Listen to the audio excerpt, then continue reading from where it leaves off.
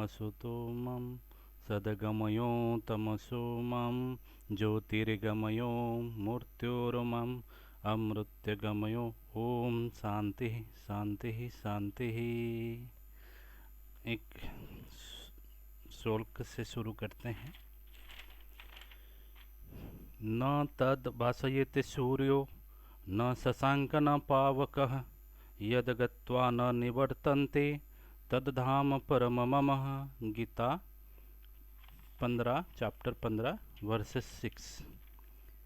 ये कह रहा है कि ट्रुथ यानी कि कृष्ण कह रहे हैं as a representative of the truth बनकर कि वो परम धाम जो इटरनल प्लेस है ट्रुथ का, वहाँ कोई सूर्य भी अपने प्रकाश नहीं डाल के देख सकता, ना चांद तारा भी नहीं देख सकते, और कोई आग से कोई दीपक जलाकर भी हम उसको ढूंढ नहीं सकते। और वहाँ एक बार जो जाए वो वापस फिर मटेरियल लॉस्ट में, मटेरियल लाइफ के पीछे फिर वापस नहीं आ पाता, क्योंकि वो वहीं पर फिर उसको परम एक अवस्था प्राप्ति होती है। आज की विषय एक किसी प्रिय आत्मन की रिक्वेस्ट पे जे कृष्णमूर्ति जी का, जो कि 1954 में लिखा है कि बहुत फेमस किताब उनका जो है फर्स्ट एंड लास्ट फ्रीडम, ये उनका शायद सेकंड फेमस बुक रहा, सेकंड किताब रहा। पहला किताब उन्होंने लिखा था। बहुत किताब लिखने में बड़ी रुचि वो नहीं लेते थे, छोटे छोटे उनकी आता था बुकलेट टाइप का, वर्सेस आता था उस समय। वो 20वीं सदी का बहुत बड़े विचारक और आप कह सकते हैं फिलोसोफर या एनलाइटेड पर्सन के रूप में उसको वर्ल्ड मानता है, पूरी यूरोपियन वर्ल्ड। वो साउथ इंडिया से बिलोंग करते हैं, सारे पढ़ाई लिखाई इनका बाहर हुआ है। एक उनके विषय में हमने पहले भी बहुत कुछ बता रखे हैं और आप सर्च कर सकते हैं। उनका नाम है जिदू कृष्णमूर्ति। ये जो बुक है फर्स्ट एंड लास्ट फ्रीडम, ये बुक में बहुत सारे चैप्टर्स हैं। ये बुक लिखने के लिए उनको एक बहुत फेमस उस समय का इंग्लिश राइटर जो ऑलरेडी फेमस हो चुके थे, उनकी प्रेरणा से, उनका नाम है अल्डोस हॉक्सले। वो उनके पास बगल में रहते थे। वो 1938 में उनसे मुलाकात हुई और वो उनसे प्रभावित हुए। इंग्लिश ऑथर थे, वो बुक राइटिंग में बड़ी फेमस थे और वो हार्पर कॉलिंग पब्लिकेशंस वगैरह में बहुत फेमस थे। तो वो उन्होंने प्रेरित किए कि उनको बुक लिखने के लिए, कंपाइल करने के लिए। तो उनकी रिक्वेस्ट में वो बुक लिखे और वो बुक की क्रेडिबिलिटी वो इंग्लिश वर्ल्ड में और बाकियों में, क्योंकि हॉक्सले का ज़्यादा था, अल्डोस हॉक्सले का ज़्यादा था, तो उन्होंने करीब 10 पेज का बुक की फॉरवर्ड लिखे। फॉरवर्ड जो ऐसा मैंने इंट्रोडक्शन में लिखे हैं, पहले ही चैप्टर उसको करके बुक में है। तो इस बुक में एक तो इंट्रोडक्शन है, बाकी चैप्टर्स हैं, करीब 21 चैप्टर है। हमने कई चैप्टर, दो दो तीन तीन चैप्टर का एक एक बार में लेंगे, उसकी विचार करेंगे, डिस्कस करेंगे। आज हम जो पहले फॉरवर्ड उनके लिखा गया है अल्डस हॉक्सले के द्वारा, उनमें जो विचार मेन पॉइंट्स दिया गया है वो विषय में बात करेंगे। इनिशियली बुक जो हार्पर कॉलिंग पब्लिकेशन ने, जो हार्पर कॉलिंग ने पब्लिश किया था, वो 288 पेजेस की था। बाद में न्यू वर्जन अभी आया है, वो 323 पेजेस का है। वो पेंगुइन पब्लिकेशन के थ्रू आया हुआ है। तो अल्डस हॉक्सले जो उनकी बुक का फॉरवर्ड उन्होंने लिखते हैं, उनमें बहुत सारे ऐसे बातें हैं जिसको हम बताना ज़्यादा उचित बताएंगे। पहले चैप्टर की बुक की पूरा का पूरा हम चैप्टर्स के नाम, ये सब चीज़ें थोड़ा बता देते हैं। एक तो इंट्रोडक्शन है, वो पहले चैप्टर के रूप में है। फिर आता है second chapter, what are we seeking. वो को चैप्टर की हेडिंग है, वो जो वो पूछते हैं कि हम क्या चीज़ ढूंढते हैं, अंदर अंदर इंसान क्या चीज़ चाहता है, what are we seeking. Third chapter है individual and society. Individual and society inter relation क्या है, क्या रिफ्लेक्शन है। फोर्थ है सेल्फ नॉलेज। फिफ्थ है एक्शन एंड आइडिया। सिक्स है बिलीफ, सेवन है इफोर्ट, एट है कंट्राडिक्शंस, नाइन है व्हाट इज सेल्फ, टेन है फियर, इलेवन है सिंप्लिसिटी, ट्वेल्व है अवेयरनेस, थर्टीन है डिजायर, फोर्टीन है relationship and isolation, fifteen the thinker and the thought. इस विषय में थिंकर एंड थॉट पे भी एक पुराना वीडियो मेरे में है, वो भी आप देख सकते हैं, लेकिन इस बुक में भी हम चर्चा करेंगे दोबारा से। Chapter 16 can thinking solve our problems, 17 the function of the mind, 18 self deception, 19 self centred activities, 20 time and transformation, 21 power and realisation. फिर 22 अनवर्ड्स जो है वो कुछ क्वेश्चंस और उनके आंसर्स हैं, वो रेस्ट ऑफ द पेजेस में दिया गया है। हम इन सारी चीज़ों को डिस्कस करेंगे। आज हक्सले की जो बताई गई बुक के बारे में, वो 10 पेजेस की। हक्सले कहते हैं, उनकी राइटिंग है, बता रहे हैं, कोट कर रहे हैं, मैन इज एन एम्फीबियन। कितना अच्छा शब्द है एम्फीबियन। एम्फीबियन का मतलब जो दो हैबिटेट में रहे, जैसे मेंढक होता है, तो मैन कैसे एम्फीबियन है, वो कह रहे हैं विचारों में मैन इज एन एम्फीबियन। और ये बायोलॉजिस्ट मानते हैं, इकोलॉजिस्ट मानते हैं, amphibians always remain under utmost stress, under environmental pressure. Extinction का जो प्रेशर है, दबाव है, वो सबसे ज़्यादा एम्फीबियन पे पड़ता है, क्योंकि उनका डुअल हैबिटेट होता है। तो किसी भी हैबिटेट में डिस्टर्बेंस हो जाए, एक्वाटिक या टेरेस्ट्रियल, उनका एक्सटिंक्शन पर खतरा आ जाता है। तो इसलिए normal aquatic, normal terrestrial organism से एम्फीबियन का लाइफ ज़्यादा एंडेंजर्ड है, स्ट्रेस्ड, मतलब तनावपूर्ण है। तो मैन एम्फीबियन का मतलब तनावपूर्ण है ही, है ना, साइकोलॉजिकली एम्फीबियन हो। वो बहुत मेरे को अच्छा लगा ये पॉइंट उनका। वो इंट्रोडक्शन लिखते हैं, मैन इज एन एम्फीबियन, कैसे विचारों पे amphibian, who lives simultaneously in two world, दो माने दुनिया में रहता है, दो दुनिया। एक तो जो सामने आ रहा है दुनिया, प्रेजेंट, जो परेशानियाँ, जो सामने जीवन आ रहा है, वास्तविकता, प्रेजेंट, वर्तमान, the given, and the homemade. Homemade मतलब जो सिखाया गया है, जो सीख लिया है ग्रंथों से, किताबों से, गुरुओं से सीख लिया है, होममेड, परिवारों से, है ना, समाज से, देशों से।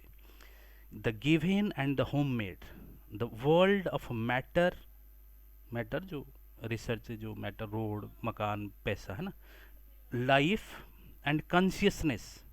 देखो, the world of matter, life and consciousness, and the world of symbols. Symbols मतलब हम आगे भी डिस्कस करते हैं। सिम्बल्स मतलब हम बहुत सारे सिम्बल्स हमारी यूज होती है, स्टडीज में भी यूज करते हैं हम लोग, और रिचुअल्स में यूज होती है, रिलीजन में यूज होती है, सिम्बल्स यूज होती है। फ्लैग में सिम्बल होते हैं, फ्लैग में किसी एम्ब्लेम होता है, चीज़ें, किसी ऑर्गेनाइजेशन का, सिम्बल्स। और साइंस सब में अल्फा बीटा गामा, मैथमेटिक्स में सिम्बल्स होती है, रेडिएशन, सब सारे सिम्बल्स हैं। कितने सारे सिम्बल, देख आप सिम्बल्स की सोचे, बहुत सारे, माने बहुत सारे सिम्बल्स ही हैं, ठीक है। We have symbols for languages. Language भी क्या है, जैसे आप देखेंगे ना, आप जो भाषाएं जानते हैं वो दो तीन भाषा छोड़ के बाकी सारे भाषाएं आपको इशारे जैसा, डायग्राम जैसा लगेगी। आपके बाकी भाषाएं जो है, आप उर्दू अरबी देख लीजिए, बाकी भाषा देख लीजिए, तो आपको वो एक तरह की डायग्राम जैसी लगेगी, सिंबल है आपके लिए और वो उनके लिए ये सिंबल है। तो देखो, सिंबल के बारे में आगे वो लिखते हैं, we have symbols for language, mathematics, science, pictorial, music. Music का भी सिंबल्स होती हैं, आप देखे होंगे ना, गिटार विटार में जो साइंस, म्यूजिक के सिंबल्स होते हैं। Musical, ritualistic, without them we have no art. बोलते सिंबल का वैल्यू है, उसके बगैर हमारी आर्ट, कला नहीं होती, साइंस नहीं होती। No art, science, philosophy and rudiment of civilisation. हमारी सभ्यता रूडिमेंट, जर्मिनेटिव स्टेज में भी नहीं आ पाता ये जो सिंबल्स, भाषाएं ना होती तो। ये सारे डायग्राम गुफाओं में, पत्थर में जो हमने लिखना शुरू किया ट्राइबल नोमैडिक लाइफ से आज तक, तो वो ना होता तो ये सारे हमारी जो सिविलाइजेशन है उसकी जर्मिनेशन भी नहीं हो पाता। In other words we should be animals. ये उनकी भाषाएं पूरा का पूरा, हम जानवर ही होते, जैसे थे जानवर वैसे थे। तो दोबारा इनकी पूरी कोट एंड अनकोट पढ़ देता हूँ।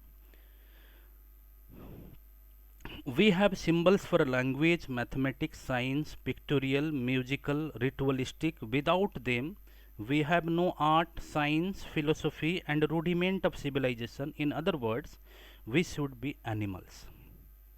But symbols can be fatal.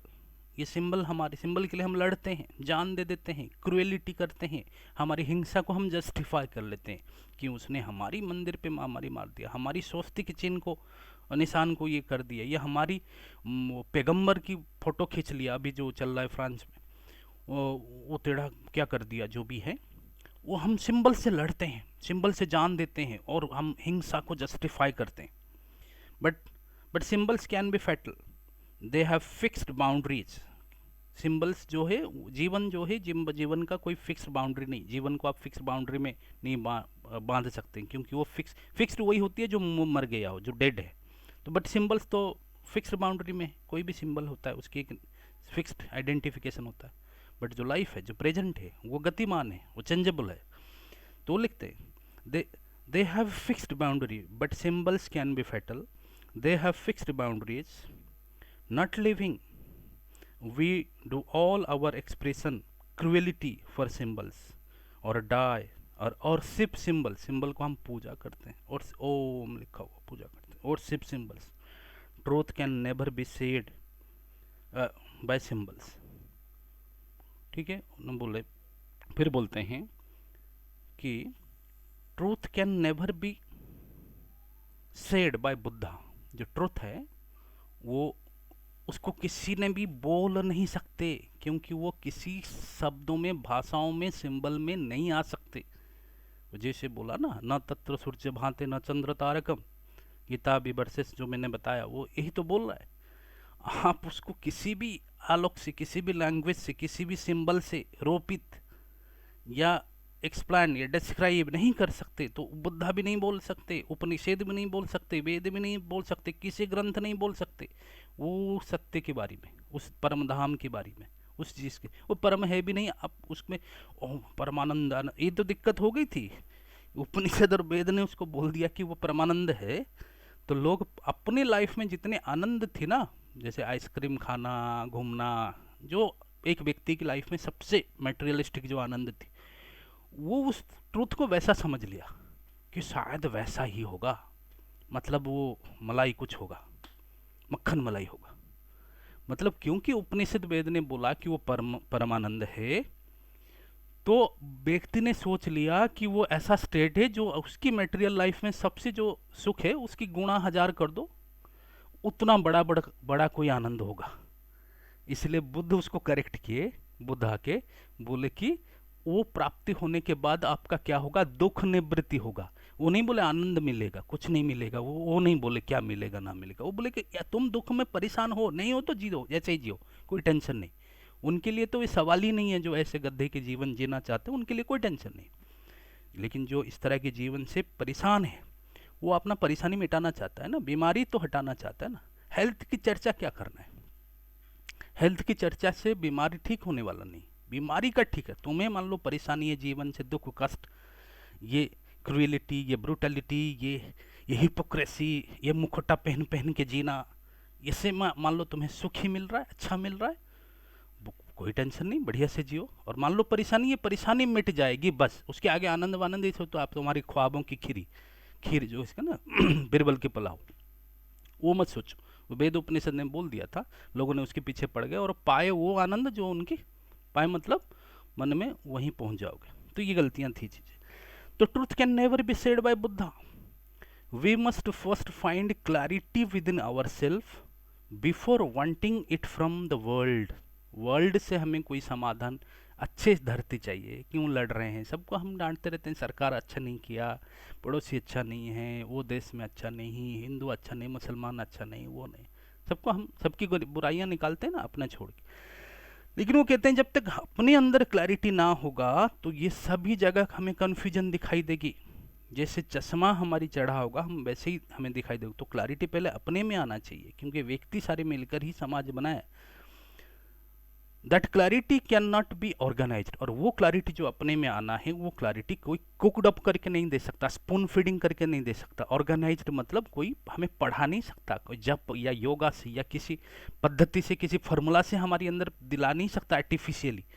एक पेड़ में आर्टिफिशियली बाहर से फल ला के चिपकाया नहीं जा सकता, फूल ला के बाहर से चिपकाया नहीं जा सकता, वो अंदर से पैदा होना चाहिए। तो बोला कि ये सब हक्सले की वर्डिंग है, दैट क्लैरिटी, और मैं चाहूँगा ज़्यादा से ज़्यादा मेरे अपना कुछ मिलावट ना हो, रिफ्लेक्शन एक मिरर की तरह जो आए वही चले जाए। बस गलती होगी मेरी, अपना कुछ विचार उसमें घुसेड़ दूँ तो, मिक्स कर दूँ तो ये बहुत बड़ी पाप होगी, बहुत बड़ी गलती होगी, क्योंकि एज इट इज़ वही जाना चाहिए, अपना कुछ जाना चाहिए। अपना सारे तो कचड़ा ही भरा पड़ा होता है, तो अपना कुछ ना जाए। That clarity can not be organised, अप्राकृतिक रूप में नहीं रूपित किया जा सकता, या किसी चीज़ की एक्सचेंज में। हाँ, किसी चीज़ की एक्सचेंज में का मतलब है कि हम कहते हैं कि ये कर लो वो मिलेगा, है ना, हमें फास्टिंग करो तो वो मिलेगा, या ये वो कावड़ लेके जाओ तो वो मिलेगा, किसी चीज़ एक्सचेंज में ना मिलने चाहिए। तो वो क्लैरिटी किसी चीज़ की एक्सचेंज में भी नहीं मिलेगी, और कोई बाहर से रोपित भी नहीं कर सकता, और किसी पद्धति किसी फार्मूला से नहीं आ सकता। The truth can not be repeated, truth ऐसा चीज है कि जो जीवंत है, तो जीवंत चीज कोई रिपीट नहीं कर सकता। रिपीट तो डेड चीज ही हो सकता है, क्योंकि वो 10 साल पहले भी वैसे था, जो आज भी है वो कल भी वैसे रहेगा, तो रिपीटेड तो डेड ही है। जीवंत चीज है तो मतलब वो आज कुछ था तो कल कुछ कुछ चेंजेस हो जाएगा, बढ़ जाएगा, घट जाएगा, तो इसलिए वो रिपीट नहीं हो सकता। गीता, बाइबल और ऑर्गेनाइज्ड धर्म में सिर्फ पुनरावृत्ति होती है। वो पुराने गुरु ने ग्रंथ, कई सारे गुरु खुद भी नहीं पहुंचे होंगे, या खुद भी बता तो इसको बुद्ध भी नहीं सकते, बता तो इसको कृष्ण भी नहीं सकते, वो अवस्था क्या है, कोई ग्रंथ भी नहीं सकते, लेकिन फिर भी जो रिपीटेशन होती रहती है, और कोई तो ऐसा रिपीटेशन चल रहा है कि खुद भी अंधे और बाकियों को उन कहते हैं कि एक अंधे को पता चल गया है बाजार में बाकी लोग अंधे हैं, तो कहते हैं कि जब उसको पता चल गया है तो वो कह रहा है कि आजा मैं रास्ता दिखा दूंगा, क्योंकि उसको पता है बाकी भी अंधे हैं, उनको क्या पता कि मैं भी अंधा हूँ। तो ऐसे पीढ़ी दर पीढ़ी भी गुरुओं का चल रहा है, जनरेशन आफ्टर जनरेशन, एक की टांग एक पकड़े हुए हैं, और ऊपर वाले तो गुजर भी चुके हैं, किसी को नहीं पता क्या है, और रिपीट वही चलती रहती। बिलीफ इनएविटेबली सेपरेट्स, आप किसी भी चीज़ में बिलीव मान लो करते हैं, किसी ग्रंथ में, मंत्र पे, पद्धति पे, फॉर्मूला पे, तो आप बाकी से कट जाते हैं, कट जरूर जाएंगे। हम मान लो हिंदू हैं तो हम मुसलमान, सिख, जैन, क्रिश्चियन, इन सब से अलग जरूर होना पड़ेगा। हम मान लो अ, नीचे जाते ऊंची जाते पुरुष हैं तो हमें नारी से कटअप होना पड़ेगा। साइकोलॉजिकली मान लो आप कुछ भी हो, आपकी बिलीव कुछ भी है, किसी किसी ऑर्गेनाइजेशन बिलीव है, किसी पद्धति पे बिलीव है, आप कोई मोनेस्ट्रीज में या कोई आश्रम में ज्वाइन है, किसी बाबा गुरु का दीक्षित लिए हैं, तो ये दीक्षित वो ज्वाइन होते ही आप समझेंगे कि आप दूसरे से कटअप तो हो ही गए, डिवाइड तो हो ही गए आप, क्योंकि आप दूसरे से अलग है। अब हमेशा आपकी सोच विचार सुबह से शाम तक ऐसे ही चलेगा कि जैसे आप ठीक हो दूसरे गलत है, आपकी कुछ चीज़ें परसेंटेज सही हो, बाकी लोग आपके बराबर कुछ कुछ आ सकते हैं, लेकिन पूरा आपकी जैसा नहीं है। आपको कुछ खजाना मिला हुआ है, आपको कुछ सिक्योरिटी मिला हुआ है, कि आपको कि बहुत बहुत अच्छी लाइन लाइन मिल गया है, अच्छी पकड़ मिल गया है, ऐसे मिलेगा, और वो आप कट ऑफ हो गए। और वही डिवीजन ही सारे फसाद की जड़ है, ये डिवाइड होना ही, एक दूसरे से कट ऑफ हो जाना ही सारे फसाद की जड़ है। सारे आज तक जो 15-20 हजार से बड़े बड़े वार हुए हैं, तो ये सारे जो है डिवीजन के कारण हुए। तुम्हारे व्यवहार किसी भी नए चैलेंज के प्रति हमेशा मिसमैच होगा, क्योंकि तुम खुद एक बिलीव में रहोगे, और नए चैलेंजेस जो होगी वो वर्तमान में होगी, प्रेजेंट में होगी, और प्रेजेंट चैलेंज को हम हमेशा हमारी एक ऑर्गेनाइजेशन, हमारी एक बिलीफ सिस्टम के थ्रू ही समझने की कोशिश करेंगे, जो कि अप्रोप्रिएट नहीं होगा, मिसमैच होगा। मिसमैच होने से कॉन्फ्लिक्ट क्रिएट होगी, और वो स्ट्रेस के कारण है। जब तुम पुराने ही बने रहोगे, किसी सिंबल को, आइडियोलॉजी को पकड़ के, तुम्हारे रिस्पॉन्स नए चैलेंज को समझने में नहीं देगा। Therefore, one has to do in order to meet the new challenge is to strip one completely, खुद को उतार के फेंक देना, denude oneself, बिल्कुल ही गलाकर नया बनाना, entirely of the background, पीछे की बैकग्राउंड की कोई ना रह जाए आवाज, डिस्टर्बेंसेस, कोई ज्ञान का, कोई सीखा हुआ, and meet the challenge anew, ताकि चैलेंज, जो नए चैलेंज है, उसको हम फ्रेशली और नए तरीके से देख सकते हैं। The only choiceless awareness can lead to non duality, to the reconciliation of opposite in a totally understanding and a total love. ये उनका सेंटेंस है, ये मैं लास्ट में बताऊंगा। नेक्स्ट वो फिर कहते हैं अल्डोस हक्सले ने, अ happy world should not have past ideas.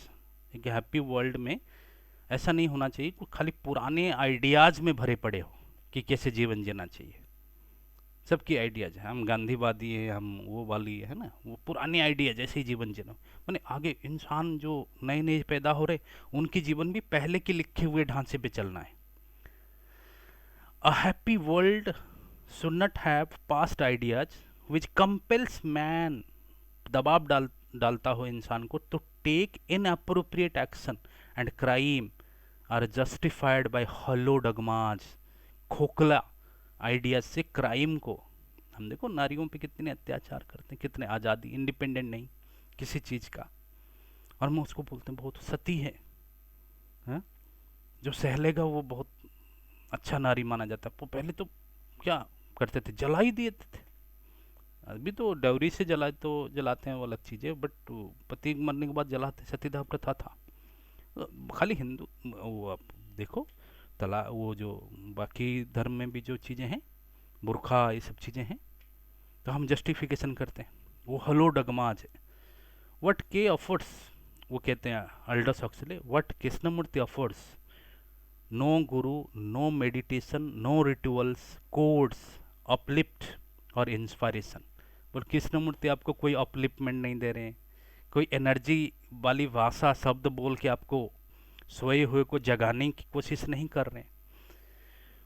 वो किसी मंत्र नहीं दे रहे हैं, कोई मेडिटेशन का तरीका नहीं दे रहे हैं, कोई कोड फार्मूला नहीं दे रहे हैं। नो प्रेयर, मंत्र की पुनरुच्चारण से माइंड शांत हो जाएगा। मन, कोई मंत्र बार बार जपते जपते मन जो है, ब्रेन जो है वो मोनोटोनस हो जाती है, मैकेनिकल हो जाता है और थोड़ा शांत जैसा लगता है। चाहे हिंदू वो की स्टाइल से बैठ के या क्रिश्चियन की स्टाइल से बैठ के, उसी शांति से आपको कुछ अनुभूति भी हैगा, हो सकता है, लेकिन वो आपके अनकॉन्शियस मेमोरी से है, ना कि कोई सत्य की ध्वनि। ये कृष्णमूर्ति के, आपके सत्य की खोज वही एंड हो जाएगा जब हम किसी चीज़ का रिपीटेशन कर करके एक शांति की अवस्था को इंड्यूस करेंगे।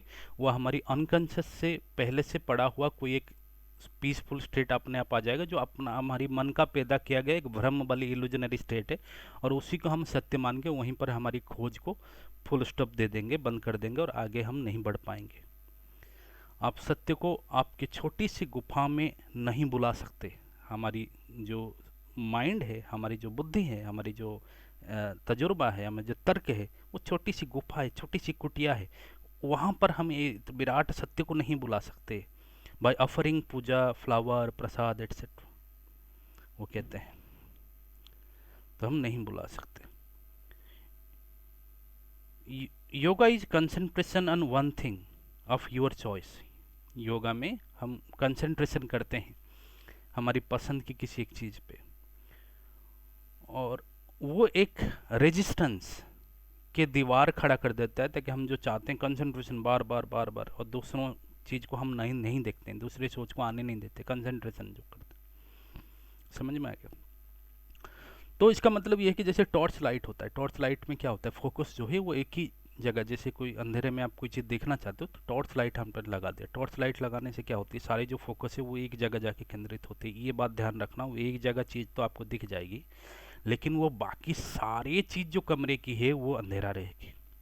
मतलब पूरी जीवन की सारे पहलू आपका अंधेरे में रहेगी जब आपके अपने चेतना को एक जगह केंद्रित कर लेंगे आर्टिफिशियली। ये योगा में होती है जिसको कंसंट्रेशन बोला गया। तो चेतना बाकी जीवन के पहलू से अंधेरा हो जाएगी, सत्य नहीं देख पाओगे, बाकी जगह से अंधेरा हो जाएगी, एक जगह से केंद्रित हो जाएगी जैसे टॉर्च लाइट। बट चेतना को ऐसे टॉर्च लाइट तरह फोकस करना नहीं चाहिए, बंद भी नहीं, अंधेरा भी नहीं, लेकिन ऐसा जलना चाहिए जो हर दिशा में जाए, हर दिशा में जाए, आलोक की तरह जीवन के सारे पहलू को आज टोटली कंप्लीटली देख सको। इसीलिए उन्होंने बोला है, जो लास्ट वाला पॉइंट मैंने बोला था, one only choiceless awareness can lead to non duality. Non duality मतलब हमें हर चीज़ में जो कन्फ्लिक्ट होती है, प्रेजेंट सिचुएशन और हमारी जो सिखाई गई जो धारणाएं उनके बीच में कॉन्फ्लिक्ट होती है। मैं और सोसाइटी के बीच में कॉन्फ्लिक्ट, मैं और पड़ोसी के बीच में कॉन्फ्लिक्ट, मैं और घर के बीच में कॉन्फ्लिक्ट, हिंदू और मुस्लिम के बीच में कॉन्फ्लिक्ट, पूरी डुअलिटी। तो वो तभी हटेगी, reconciliation of opposite to opposite चीज़ का रिकॉन्सिलेशन तभी होगी जब हम टोटलिटी में चीज़ों को समझेंगे। और टोटल लव, जब हमारी पार्शियल लव नहीं, मैं मेरे को ही प्यार नहीं करना, मेरे फैमिली को नहीं प्यार करना, टोटल लव समझ रहे हैं, पूरी को लव है। जहाँ आप खुद ना होंगे तभी टोटल लव होगा, जब आई और ईगो सेंटर से नहीं होगा। आई ईगो सेंटर से मतलब वो लव ज़्यादा दूरी तक नहीं जाएगी, पहले मैं, मेरा शरीर और मेरे से जुड़ा कुछ ही एरिया तक जा पाएगी। तो योगा कंसंट्रेशन जो एक रेजिस्टेंस क्रिएट करता है, लेकिन वो चॉइस कौन करता है, जो कंसंट्रेशन वो कौन करता है? Good thought, true, noble and rest. It is based on pleasure, reward, achievement. जो हम सोचते हैं ना, कंसंट्रेशन करके भी योगा में भी जो बोलते हैं ना, जो सत्य की खोज हम करेंगे, वो हमारी जो प्लेजर है, फियर है, अचीवमेंट, वो उसी को हम प्रोजेक्ट करेंगे, कास्टिंग करेंगे जानने के लिए। इसलिए हमें चॉइसलेस सेल्फ अवेयरनेस चाहिए, जो कि किसी टैलेंट से नहीं आएगी, ना कि बाहर कुछ करके बताना पड़ता हो, ऐसे नहीं आएगी। तो आज ये हक्सले की इंट्रोडक्शन था बुक के प्रति। हम थोड़ा सा व्यस्त रह जाते हैं। नेक्स्ट हम उनकी बाकी चैप्टर की डिस्कशन करेंगे। व्हाट आर वी सीकिंग, और इंडिविजुअल एंड सोसाइटी, इन पे हम विषय में बात करेंगे। ये देखिए कैसे यूरोप में हेलोवीन का चल रहा है। मैं हमारी बच्चे ने कर रखा है हेलोवीन, उनके स्कूल वालों ने टास्क दिया, तो कहाँ कहाँ की कल्चर हम लोग करने लगे हैं हंटिंग करके, है ना। सेवा करेंगे। ओम शांति शांति शांति ही।